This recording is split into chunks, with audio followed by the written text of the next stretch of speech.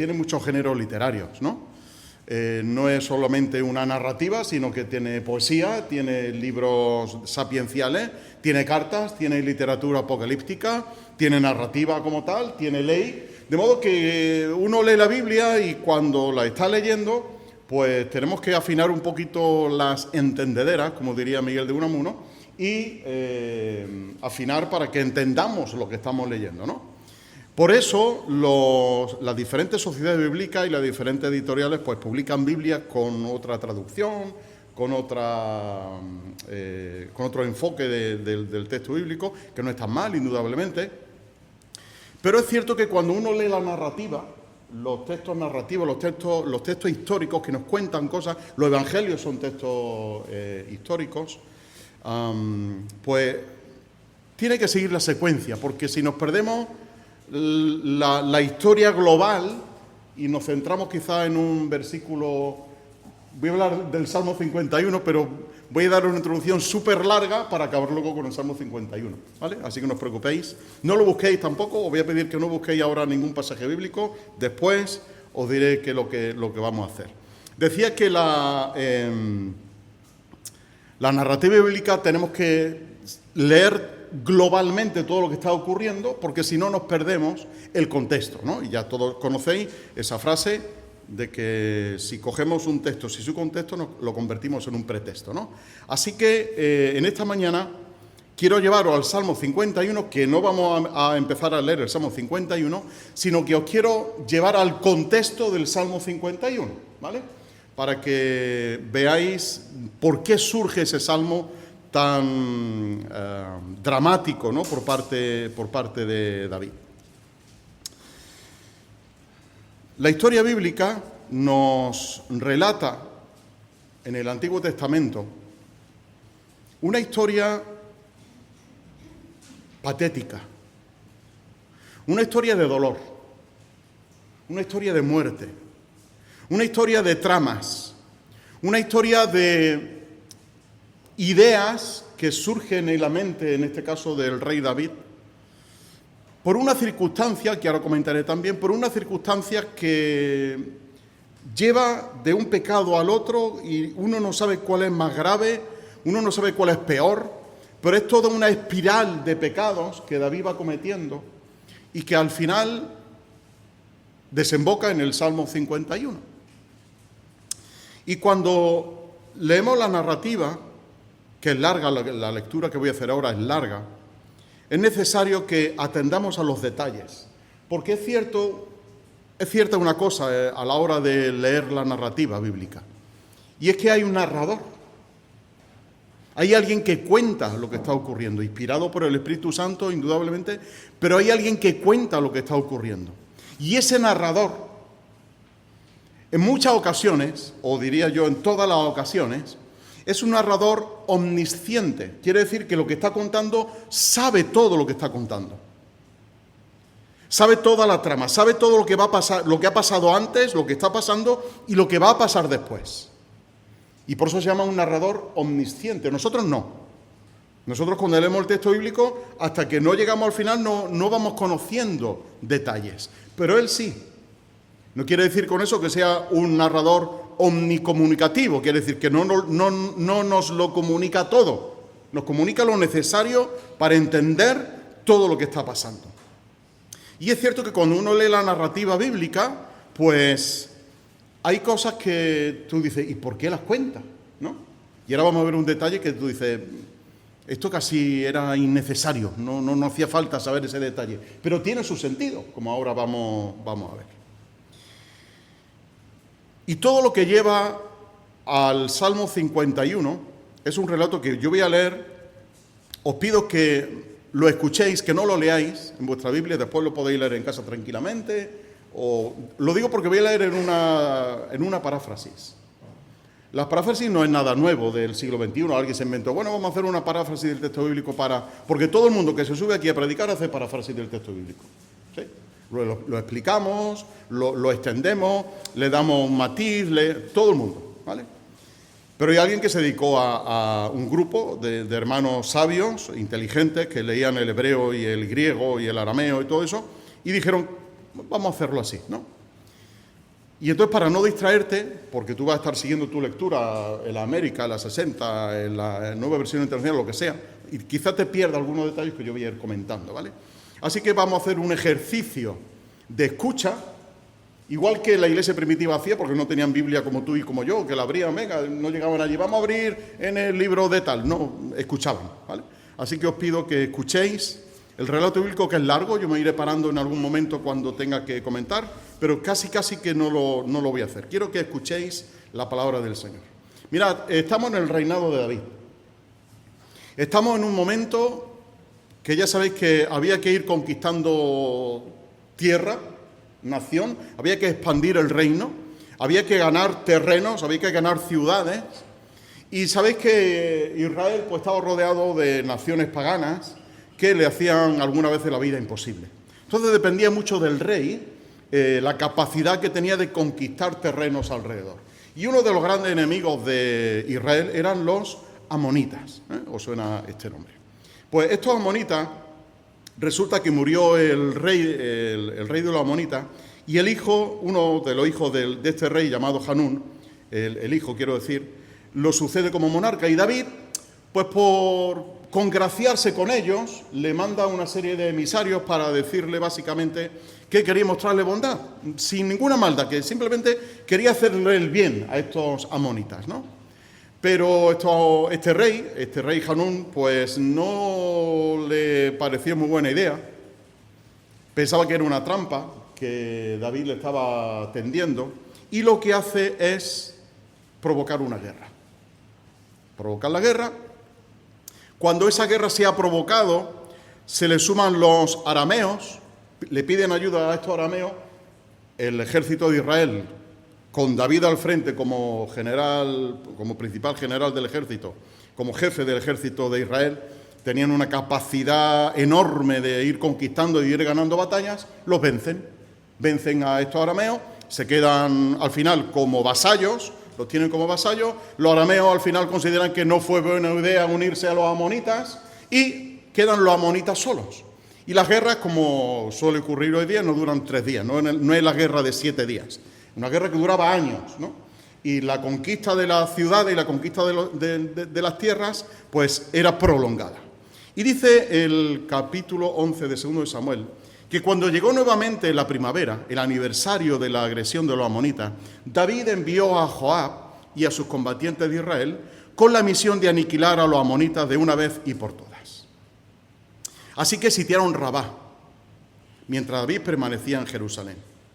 Una tarde, David se levantó de su siesta, se paseó por la azotea del palacio y desde su punto de observación, en la azotea vio a una mujer bañándose.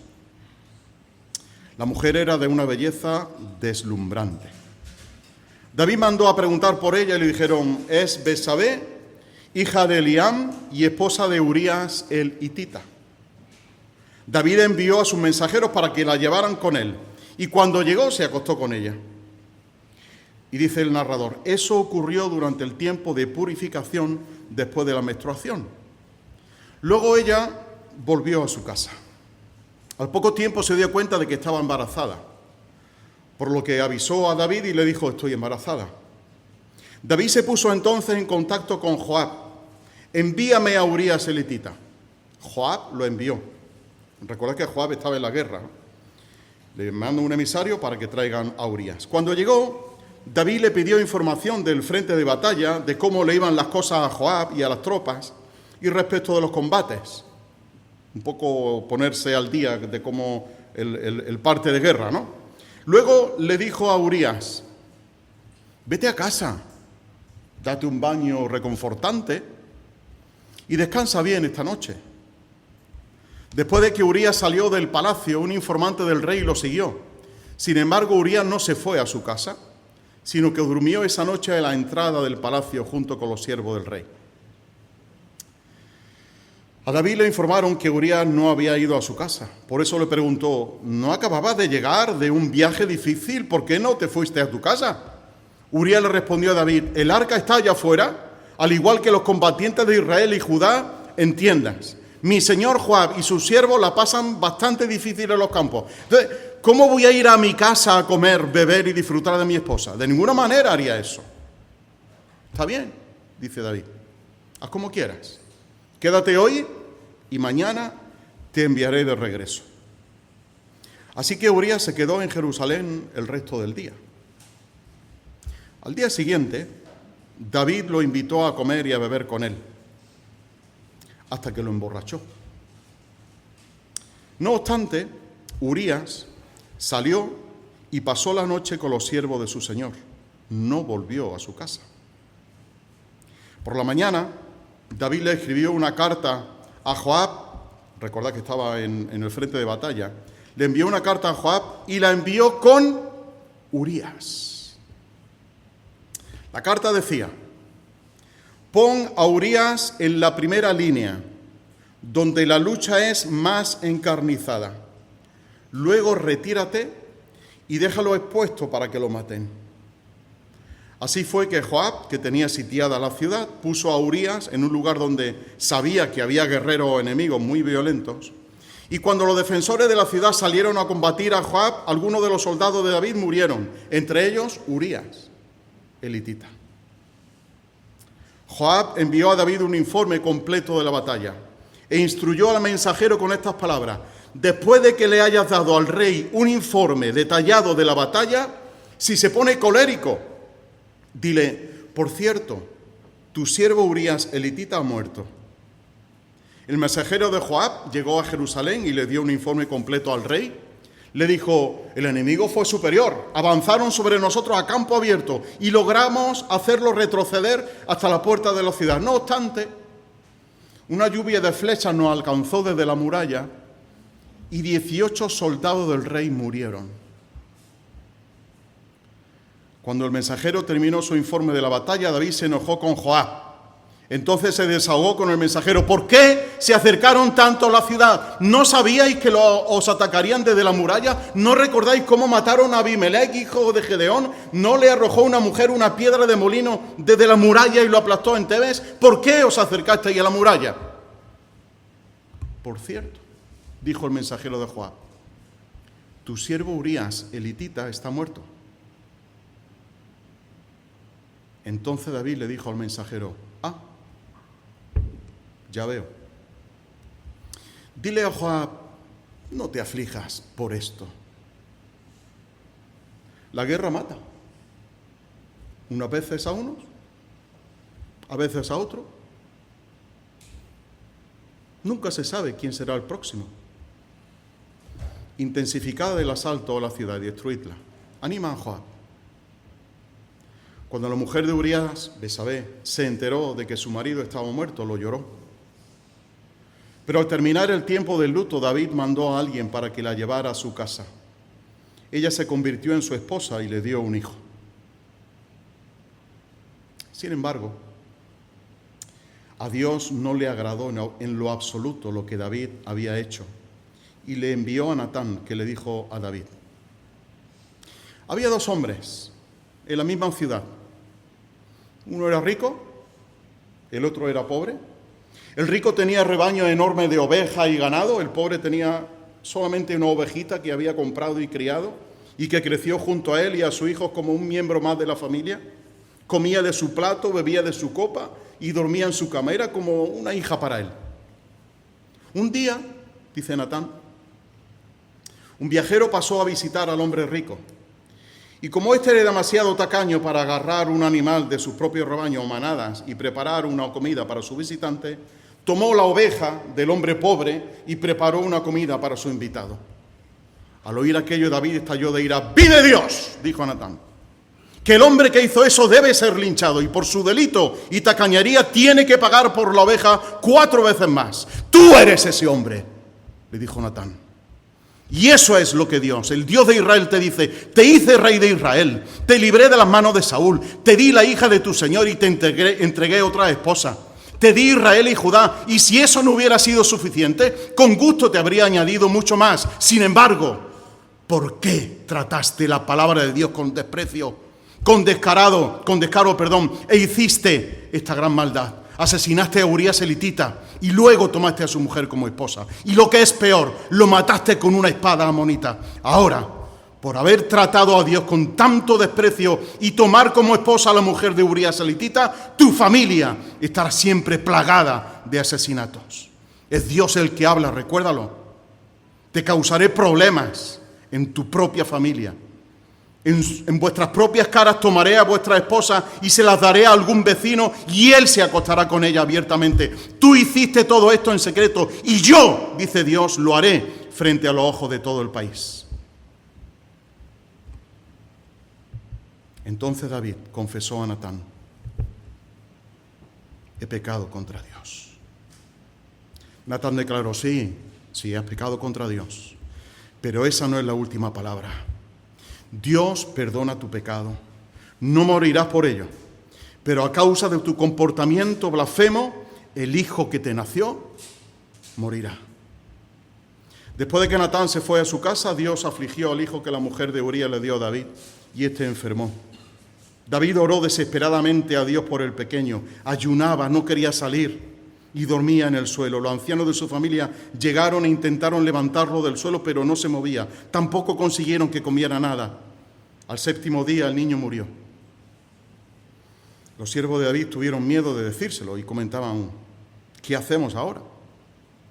Mientras el niño vivía, no prestó atención ni a una de nuestras palabras. Ahora, con el niño muerto, si le hablamos, no se sabe lo que hará.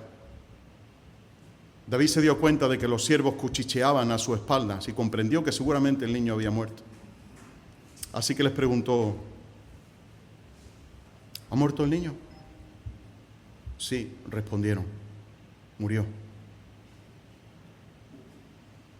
David se levantó del suelo, se lavó la cara, se peinó, se puso ropa limpia, se dirigió al santuario, entró y adoró. Luego volvió a casa y pidió algo de comer. Le sirvieron y comió. Sus siervos le preguntaron: ¿qué te ocurre? Mientras el niño vivía, ayunabas, llorabas y pasabas la noche en vela. Ahora que ha muerto, te levantas y comes. Mientras el niño vivía, dijo David, ayuné y lloré, pues pensé que Dios tendría misericordia de mí y el niño viviría. No obstante, ahora que está muerto, ¿para qué ayunar? ¿Puedo traerlo de vuelta ahora? Yo puedo ir a él, pero él no puede venir a mí. David fue y consoló a su esposa Betsabé, y cuando se acostó con ella, concibieron un hijo. Al nacer le pusieron por nombre Salomón.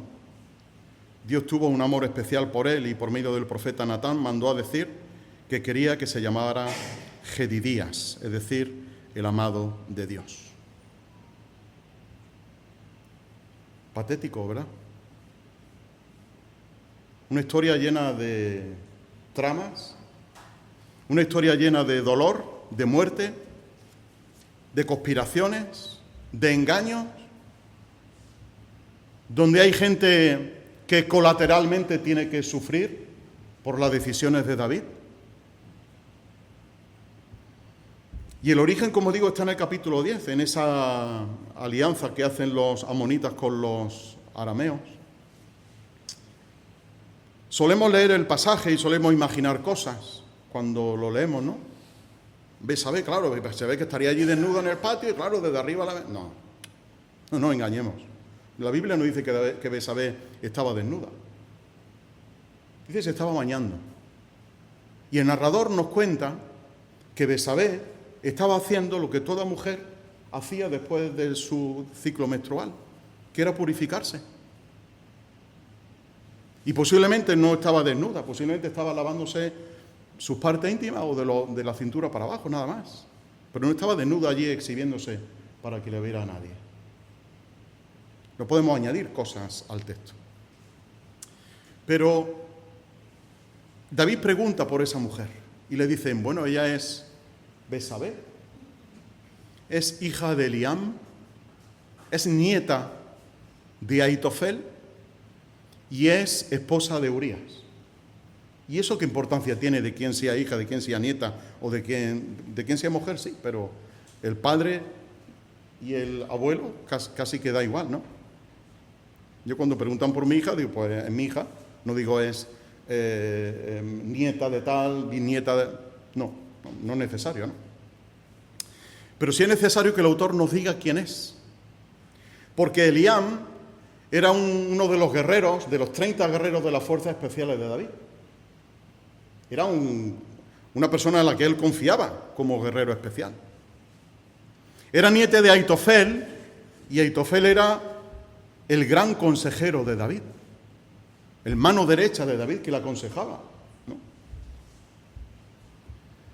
Y finalmente dice, es esposa de Urías, otro guerrero de las fuerzas especiales de David, un hombre en el que él confiaba. Así que no era gente extraña para David. Era de Eliam, hija de Eliam, era nieta de Aitofel y era la esposa de Urías. Y además Urías su vecino, no era un lejano por ahí, era su vecino. Y él tiene un caprichoso deseo lascivo que obnubila a David en cada momento. Se encapricha de Betsabé, la ve porque era una mujer, dice el narrador, que era una mujer de belleza deslumbrante, una mujer guapa. Y él se encapricha de ella. Y a pesar de que sea hija de Eliam, nieta de Aitofel y mujer de Urías, se encapricha. Y como es el rey, que en vez de estar en la guerra, que era donde debía de estar, estaba en su casa durmiendo la siesta y después se levantó a darse una vuelta por la azotea para desperezarse un poquito, qué sorpresa, que se encandila de Betsabé. Y el autor nos cuenta, y además lo pone ahí un poco en medio de soslayo, que esta mujer no estaba embarazada, que esta mujer había terminado su periodo menstrual, su ciclo, y por lo tanto era imposible que estuviera embarazada. Y nos da ese detalle para que entendamos después que la relación que tuvo con David, o David con ella, efectivamente se quedó embarazada porque era imposible que antes lo estuviera. Ese detalle es importante, porque podíamos pensar, bueno, a lo mejor era de Urías. No era de Urías, era de David.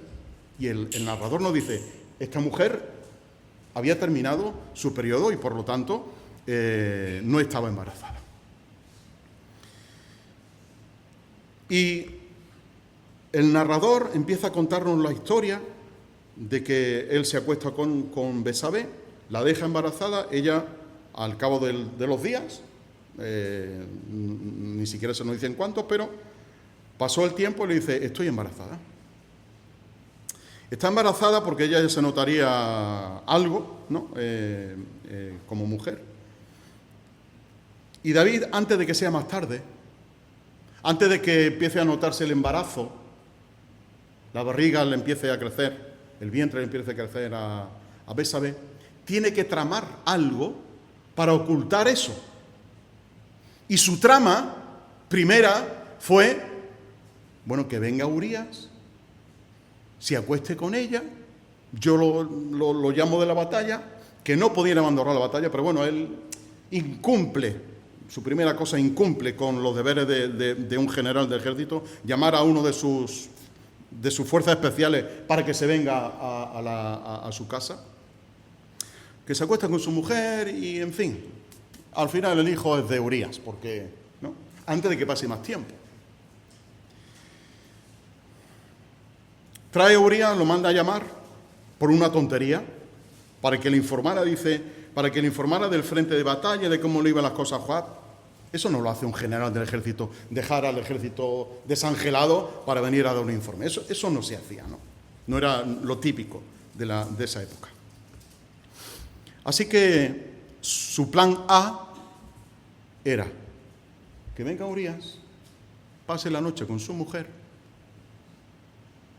y ya, perdóname la expresión, le encasqueto el hijo a él. Pero Urías, repito, un hombre de las fuerzas especiales del ejército de David, sabe lo que tiene que hacer. Y sabe lo que tiene que hacer y no lo hace. Perdón, y lo hace. No se va con su mujer, se queda a la entrada del palacio junto con los siervos del rey. Está guardando a su rey, que es lo que tenía que hacer. Plan B, le informan a David. David, Urías no ha ido a su casa. Así que tu plan de que él se iba a acostar con su mujer, cero, búscate otra cosa. Y David sigue obnubilado con su problema, con su pecado, y dice, bueno, que se quede hoy, mañana lo invito a comer, lo emborracho, inhibo sus capacidades de razonar adecuadamente, se va con su mujer y como está así medio tal, se acuesta con ella, pierde la noción y así que lo invita, lo emborracha y lo manda a su casa, le dice, descansa y ya mañana te vas para la guerra. Pero Urías, a pesar de que David lo había emborrachado, sabía lo que tenía que hacer y no fue a su casa. Plan B, fracaso. Plan C. Todo esto meteros un poco la historia. ¿Cómo estaría David de nervioso? El tiempo pasaba, sus planes no se cumplían y ahora hay que tramar otro plan. El plan más dramático y patético y cruel que se podía hacer. Escribe una carta, la sella bien sellada para que nadie vea lo que hay dentro y se la da a Urías. Y le dice, Urías, llévale esta carta a Joab. Ya habéis escuchado lo que venía dentro, ¿verdad? Coloca a Urías en el frente de la batalla y cuando esté allí en el frente del todo, tú retira a las tropas y que lo maten. El hombre llevaba en su mano, confiado en que su rey y señor David le llevaba un encargo a Joab de no sé qué, llevaba su sentencia de muerte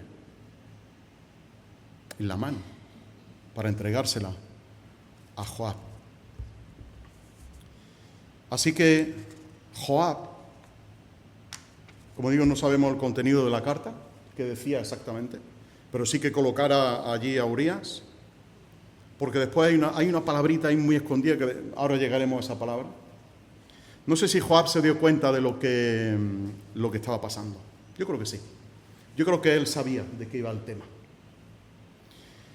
Y había gente que sabía de qué iba el tema. Porque los que David mandó a buscar a Betsabé sabían de qué iba el tema.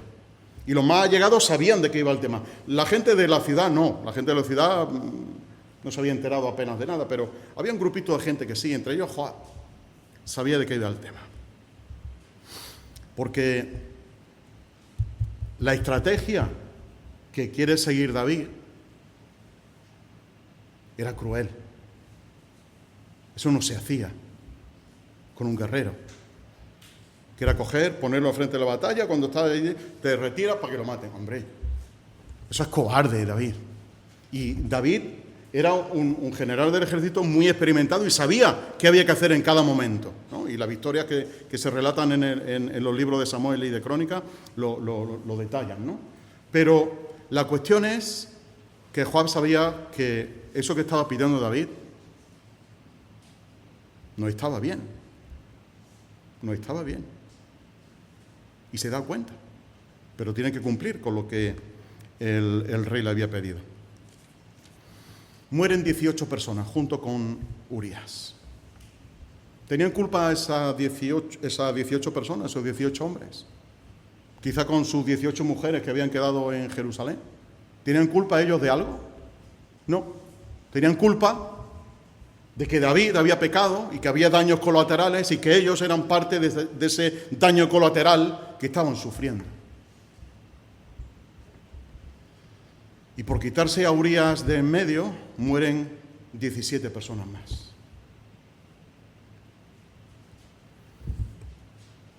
Y viene el informante para dar el parte de guerra, a traerle las noticias a David.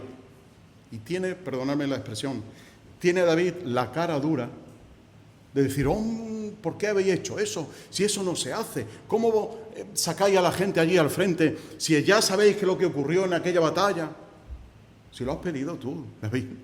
Si lo has pedido tú. ¿Por qué finges ahora eso? ¿No? Y en su fingimiento, acuérdate todo lo que está pasando. Deseo lascivo de David de acostarse con Betsabé. El plan A fracasa, el plan B fracasa. Hay que inventarse un plan C para quitarse a Urías de en medio. Se lo quita de en medio. Y ahora finge que él no sabía nada. Que eso no se hacía en una guerra, hombre. ¿Cómo se os ocurre llevar allí a acercaros tanto a la ciudad? ¿No sabéis que os iban a atacar desde la muralla? ¿No recordáis cómo mataron a Abimelech, hijo de Gedeón? ¿No le arrojó una mujer una piedra de molino desde la muralla y lo aplastó en Tebes? ¿Por qué os acercasteis a la muralla? David, hombre, que sabemos la historia, que lo has pedido tú, que mandaste una carta diciendo que se hicieran las cosas así, David. Pero la gente no lo sabía, que David había escrito eso. Él sí. Y finge cólera por todo lo que ha pasado, le regaña a este del ejército, pero conforme Joab le había dicho al mensajero que si se enfada, dile, pero también Urías ha muerto. Y cuando el mensajero le da esa noticia, se queda tranquilo. Y tiene la desfachatez de decir, si es que la guerra pasa eso. Una vez mueren unos, otras veces mueren otros. Le ha tocado a Urías. Qué pena. David, nosotros lo sabemos, claro. Los que estaban allí no lo sabían, pero nosotros hemos leído, porque el narrador no lo ha contado, sabemos de qué va el tema. David está engañando. No mientas, no finjas, no ocultes. Sabemos lo que está pasando. ¿Y sabéis quién sufre? Betsabé. Porque ha muerto su marido. Y ella quizá no sabía nada de la trama de David. Ha muerto su marido. Y al mensajero le dice David, dile a Joab, no te aflijas por esto. Esa es la palabra que yo decía antes. No te aflijas por esto. Tú ya sabes de qué va el tema. No te lo voy a poner. Por esto.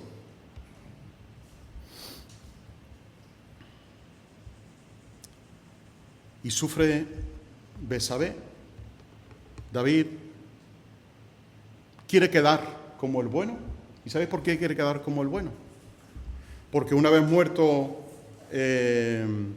Urías, él se compadece de Betsabé, la trae a su palacio con él para consolarla y para hacerla su mujer, ya que ese hombre había muerto en la batalla, ahora me quedo yo con su mujer y le doy una buena vida, porque si no se quedaba la mujer desamparada por completo. Quería quedar bien, quería quedar como un rey bueno que amparara a Betsabé tras la muerte de Urías, pero las cosas no son como parecen. Las cosas no son como parecen. Porque dice el narrador, pero a Dios, esto que le había dicho a Joab, esto no le agradó. Y como no le agradó, manda a Natán con ese mensaje. Y le trae una parábola, que ¿sabéis lo que pasa? Que anoche me estalló la cabeza, como dicen los jóvenes, porque yo pensaba que estas dos personas, estos dos hombres que menciono aquí, el rico y el pobre, uno era David y el otro era Urías. Pero es que este no es Urías, esta es Betsabé, porque Urías estaba muerto. Y David había despojado a la pobre de Betsabé de su marido, por un capricho que él había tenido de acostarse con ella, porque la vio tan guapa, la vio tan tal, y dijo, esta para mí. Y había despojado a Betsabé, la pobre, que tenía solamente una ovejita, a la que ella amaba tanto, que era su esposo Urías, y él la ha despojado de eso. Y David se da cuenta y dice, ¿cómo que ese hombre? Pues ese hombre que le ha quitado la oveja, a ese hombre hay que matarlo. Eso no se puede hacer, es un tacaño. La ley no lo permite, y es verdad que la ley no lo permitía hacer eso. Pero cuando escucha la acusación directa y frontal de Natán, cuando lo dice, tú eres ese hombre.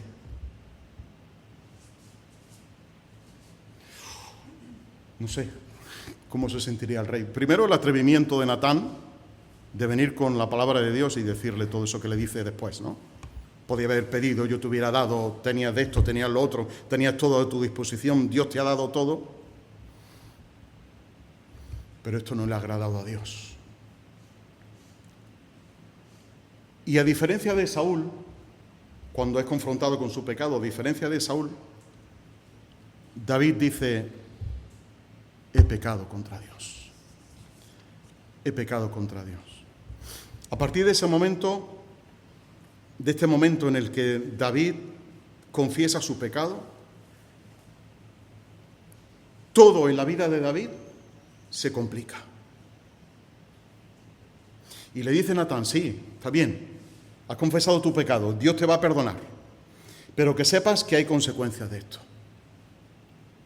El pecado no va a quedar así. Tu pecado no va a quedar así. Dios perdona tu pecado, no morirás por ello, pero a causa de tu comportamiento blasfemo, el hijo que te nació morirá. Porque tu pecado, David, no era solamente con Betsabé, no era solamente engañar, no era solamente matar a Urías, no era solamente tratar tu posición de rey como el que puede hacer todo sin pena, sin penalizaciones, no. Eso, las consecuencias vienen ahora. Y cuando tú lees 2 Samuel capítulo 13, 14, 15, 16, 17, 18, te das cuenta de que la vida de la familia de David fue un completo desastre. Nada más que llega al capítulo 13 y ahí tienes a Amnón, uno de los hijos de David, que se enamora de su medio hermana Tamar, la viola, después Absalón se quiere vengar de él, después Ahitofel, el abuelo de Betsabé, le da consejo a Absalón para que logren quitarse a David en medio. Se lía un jaleo en la familia que es tremendo. Pero ya lo había dicho Dios, tu familia, te causaré problemas en tu propia familia. Y a pesar de que, como hemos cantado en esa canción, mis faltas son muchas, su gracia es mayor. Y que David confiesa su pecado, y no sé en qué momento escribió, en qué momento de todo esto él escribe el Salmo 51. Y cuando lo escribe como un salmo de lamento, como un salmo de confesión por su pecado, y cuando se ve confrontado con la realidad del pecado, con la gravedad del pecado, con la rebelión que es el pecado, con la transgresión, es decir, ir más allá de lo que Dios pide, rebelarse en contra de la ley de Dios, porque la ley prohibía que el rey hiciera ese tipo de cosas, de tener aventuras con Betsabé, etcétera, etcétera. Cuando David se da cuenta de eso y sabe que es una transgresión, que es una rebelión, que es un pecado, él se da cuenta de eso y lo confiesa abiertamente delante de Dios y lo hace con todo el corazón, indudablemente. Y Dios le perdona, pero hay consecuencias que había que pagar. Y David escribe, no sé en qué momento de esa situación, después de que Natán se marcha o no sé, o ya meditando en su cuarto o en la azotea, escribe este salmo y dice, Dios, generoso en amor, dame gracia. Grande en tu misericordia, borra las manchas de mi pasado. Limpia mi culpa. Remoja mis pecados en tu lavadero. Sé lo malo que he sido. Mis pecados me miran fijamente. Es a ti a quien he ofendido. Lo has visto todo. ¿Has visto cómo me encapriché de Betsabé? ¿Has visto cómo tramé llamar a Urías y que se acostara con su mujer? ¿Has visto cómo tramé emborrachándolo para que se acostara con su mujer? ¿Has visto la carta que escribí? ¿Has visto cómo simulé ser un mal general del ejército organizando la batalla? ¿Lo has visto todo? Le dice a Dios. ¿Has visto toda la extensión de mi maldad? Tienes todo lo hecho delante de ti. lo que decidas en cuanto a mí es justo. Lo merezco. No he estado en armonía contigo por mucho tiempo. Equivocado desde antes de nacer. Lo que buscas es la verdad desde dentro. Entra en mí, pues. Concibe una vida nueva y verdadera. Sumérgeme en tu lavadero y saldré limpio. Restriégame y tendré una vida blanca como la nieve. Sintonízame con canciones que me hagan mover los pies. Pon a bailar estos huesos antes rotos. No te fijes demasiado en mis imperfecciones. Dame un certificado de buena salud. Dios permite un nuevo comienzo en mí. Con el caos de mi vida, crea. Es la misma palabra que se usa en el libro del Génesis. Al principio creó Dios, le dice David a Dios. Con el caos de mi vida, crea una semana de Génesis. Créame de nuevo. No me arrojes con la basura. No deje de insuflarme santidad. Tráeme de vuelta del exilio gris. Pon un viento nuevo en mis velas. Asígname la tarea de enseñar a los rebeldes tus caminos para que los perdidos puedan encontrar el camino a casa. Conmuta mi sentencia de muerte, Dios, Dios de mi salvación, y cantaré himnos a tus caminos que dan vida. Desata mis labios, querido Dios, me desbordaré alabándote. Cumplir con las formalidades no es algo que te agrade. Una actuación impecable no es nada para ti. Aprendí a adorar a Dios cuando mi orgullo se vio destrozado. Las personas con el corazón quebrantado y listas para el amor no pasan inadvertidas ni por un momento ante Dios. Haz de Sión el lugar de tu deleite. Él era el rey, era el representante de Sión, era el representante de Israel, y las consecuencias la iban a pagar todos. Dice, haz de Sión el lugar de tu deleite, repara los muros destruidos de Jerusalén. Entonces recibirás de nosotros adoración verdadera, actos de adoración pequeños y grandes, incluidos todos los toros que ellos puedan cargar a tu altar. Y así acaba David su confesión delante de Dios, pidiéndole que lo que tuviera que hacer, que lo hiciera. Pidiéndole, en varias ocasiones lo ha dicho a lo largo del Salmo, que remoje su pecado en su sangre y lo limpie por completo. Y usa ahí una palabra curiosa que es el restregar. Los bataneros antiguamente eran los que cogían las prendas, las remojaban, las lavaban, las restregaban en la piedra, las cogían porque eran ya prendas pesadas y además mojadas mucho más, y empezaban a darle golpes en un sitio y en otro para quitarle la suciedad, restregar y restregar a conciencia para dejarlas completamente limpias. Y eso es lo que David está pidiendo, le está pidiendo a Dios: restriégame, límpiame, dame golpes si es necesario, pero quiero tener una vida blanca como la nieve. Y tú puedes pensar, después de todo lo que ha hecho David, de todos esos pecados, de todos esos hechos que están delante del Señor, después de todo eso, ¿Dios puede perdonar? Y esa es la pregunta que nos queda a todos. ¿Dios puede perdonar un pecado tan grande, pecados tan grandes como los que había hecho David? Sí. ¿Sí? Puede perdonar tu pecado, por grande que sea. Puede limpiarte, por grande que sea tu pecado. Y por eso le dice, restrégame y tendré una vida blanca. Entra en mí, concibe una vida nueva y verdadera. ¿Recordáis las palabras de Pablo, 2 Corintios 5:17? El que está en Cristo, nueva criatura es. Porque Dios perdona y nos puede limpiar por completo. Él reconoce que no ha estado en sintonía con Dios. Él reconoce que ha ofendido a Dios. ¿Sabe que Dios lo ha visto todo? Él ha podido ocultar a la gente todas sus tramas. Él había podido ocultar todo lo que había planeado para salir airoso del problema. Pero a Dios no se le engañaba. Dios lo estaba viendo absolutamente todo. Y le dice, es a ti a quien he ofendido. Lo has visto todo. Has visto toda la extensión de mi maldad. Tienes todo lo hecho delante de ti. No puedo negar ninguno. La carta, Betsabé, la azotea, no puedo negar nada, nada. Por eso, Dios permite un nuevo comienzo en mí. Quiero empezar de nuevo. Igual que creaste en el principio del caos, creaste el cielo y la tierra, quiero que hagas igual con mi vida.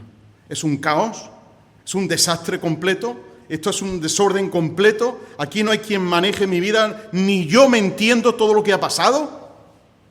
Por eso crea en mí una nueva vida. Hace una semana de Génesis, empieza desde el principio y acaba por el final, pero empieza con mi vida, a trabajar en mi vida, a crear una nueva vida en mí. Y concluye diciendo, yo podía venir y ofrecer sacrificios, como decía la ley, ofrecer corderos, ofrecer vacas, ofrecer toros, todo podía hacerlo. Cumplir con la formalidad, podía hacerlo. Y decir, bueno, yo he cumplido con lo que la ley dice, que era ofrecer sacrificio, y ya está. Pero él entiende que cumplir con esa formalidad no tenía sentido ninguno. Porque su corazón no estaba limpio.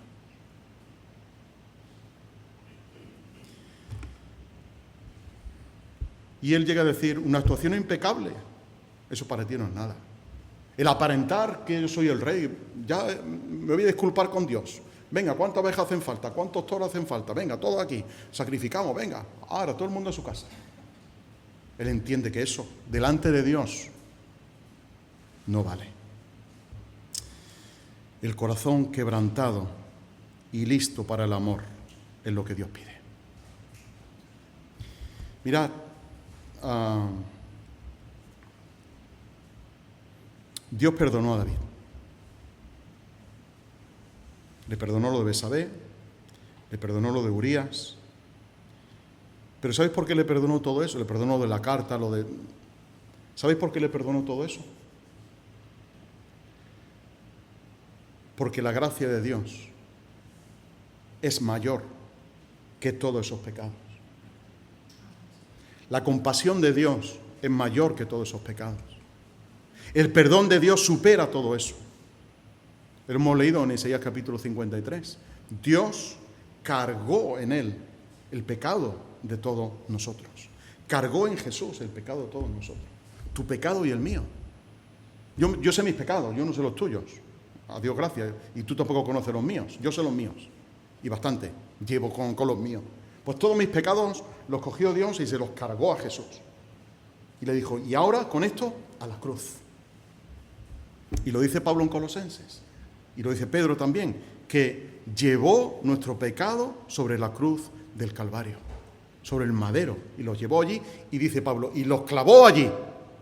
Y los clavó de tal manera que el acta que había contra nosotros, toda esa lista de pecados, la carta que había escrito David, lo de Betsabé, lo de Urías, lo puso allí clavado en la cruz y con su sangre limpió todo aquello.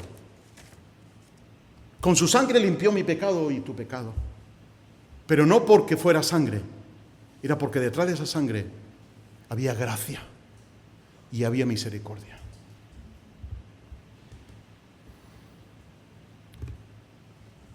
Acabo con este papel. Mi hija y mi mujer ya saben de qué es, porque lo comenté en mi iglesia. Este papel tiene 40 años.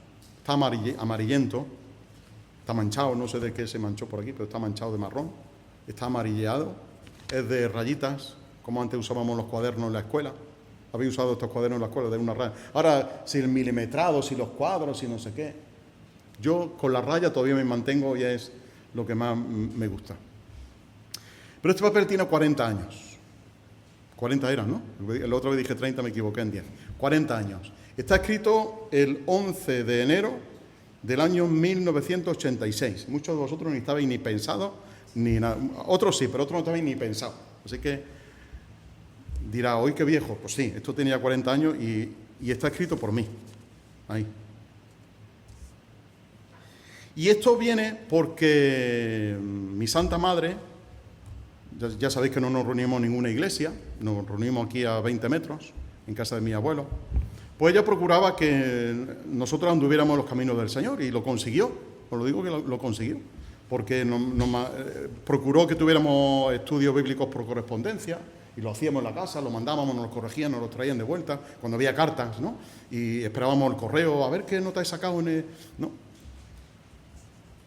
Con una mujer que ya estaba en la presencia del Señor, de León, y la verdad que estoy agradecido al Señor por ella y por el tiempo que nos dedicó a mi hermano y a mí para corregirnos cada hojita que nos venía así, escrita, y se la rellenamos y la mandábamos.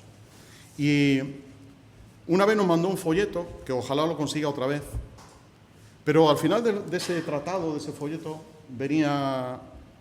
decía la persona que había escrito el folleto, si tú quieres que Dios limpie tu pecado y te limpie de tu maldad, escribe esto en una hoja, fírmalo, hazlo como una oración tuya y verás cómo sentirás el perdón del Señor. Y yo soy del 72, 86, pues 13 años recién cumplidos. Yo soy de diciembre, pues 13 años recién cumplidos. Y escribí lo siguiente. Todavía entiendo mi letra de cuando era pequeño. Dios bendito. Fíjate qué cosa tan sencilla. Dios bendito. Yo me doy cuenta que soy pecador, pero creo que Jesús murió por mí. Perdona mis pecados y ayúdame a ser recto delante de ti. Cristo, quiero que seas mi Señor y mi capitán. Guíame a lo largo de la vida, que siempre haga solamente lo que tú quieres. Ven conmigo siempre. Amén. Mi firma y la fecha. Desde el 11 de enero del año 1986, este que ve aquí es salvo. ¿Por qué dijo esto? No, porque le confesé mi pecado al Señor. Le dije, Señor, perdóname. Perdona mi pecado. Luego han venido muchas cosas después. Luego ya nos añadimos la iglesia, en fin. Dios perdona. Si perdonó a este con 13 años, te perdona a ti con 50, con 60, con 70, los que tengas. Porque con el caos de tu vida, Dios puede crear una nueva criatura. Con el caos de tu vida y de mi vida, Dios ha creado una nueva criatura. Ha hecho una nueva semana de Génesis y ha trabajado en nosotros y ha empezado a crear en medio de nuestro caos. Pues hermanos, que el Señor os ayude. Y amigos que nos visitáis en esta mañana, no os conozco a alguno de vosotros, pero si no tenéis al Señor en vuestro corazón, Dios está dispuesto a perdonar tu pecado, sea del calibre que sea. No sé si es tan grande como el de David, pero el de David ha quedado como ejemplo para que sepamos que Dios perdona el pecado. Gracias, Señor, por